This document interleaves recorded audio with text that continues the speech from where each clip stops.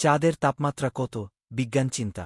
চাঁদের তাপমাত্রা দিনে প্রায় 120 ডিগ্রি সেলসিয়াস হলেও রাতে কমে হয় প্রায় -130 ডিগ্রি সেলসিয়া। কেন? তাপমাত্রার এত হেরফের কেন হয়?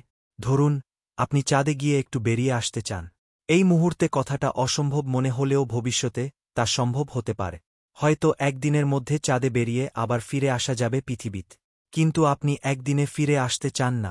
2 দিন চাঁদে থেকে চারপাশ ভালো করে ঘুরে তারপর ফিরতে চান। তাহলে নিশ্চয়ই আপনার কিছু পোশাক নিয়ে যেতে হবে।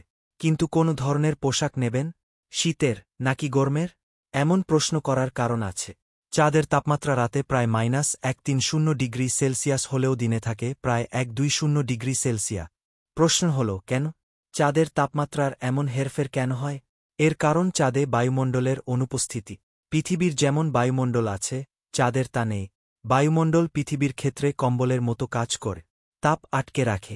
সূর্যের আলো পৃথিবীতে ঢুকতে পারে ঠিকই, কিন্তু বায়ুমণ্ডলের কারণে এর সবটা বেরিয়ে যেতে পারে না।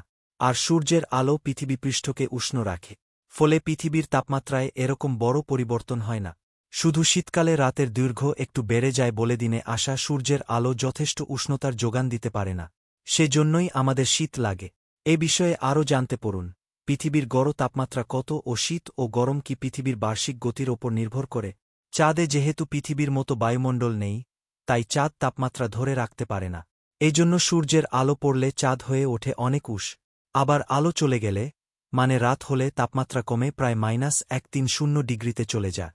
চাঁদের তাপমাত্রা পরিবর্তনের আরেকটি কারণ আছে। চাঁদ তার অক্ষের ওপর একবার ঘুরতে সময় নেয় পৃথিবীর প্রায় 2-7 দিন। ফলে চাঁদের পৃষ্ঠে টানা প্রায় 1-3 দিন সূর্যের আলো থাকে, আবার 1-3 দিন থাকে অন্ধকারে। সূর্যের আলো যখন থাকে, তখন তাপমাত্রা এত বাড়ে যে এই তাপমাত্রায় পানি রাখলে ফুটে বাষ্প হয়ে যাবে। আবার অন্ধকার হলে, মানে রাতে তাপমাত্রা এত কমে যায় যে জমে বরফ হয়ে যাবে। তাপমাত্রার এই নাটকীয় পরিবর্তনের কথা মাথায় রেখে মার্কিন মহাকাশ গবেষণা সংস্থা নাসা নভোচারীদের জন্য স্পেসস্যুট তৈরি করে। স্পেসস্যুটের ভেতরে হিটার ও কুলিং সিস্টেম থাকে।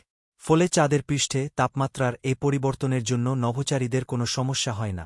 নাসার তথ্যমতে, চাঁদের পৃষ্ঠের স্বাভাবিক তাপমাত্রা 120 ডিগ্রি সেলসিয়াস থেকে নেমে -130 ডিগ্রি সেলসিয়াস হতে পারে।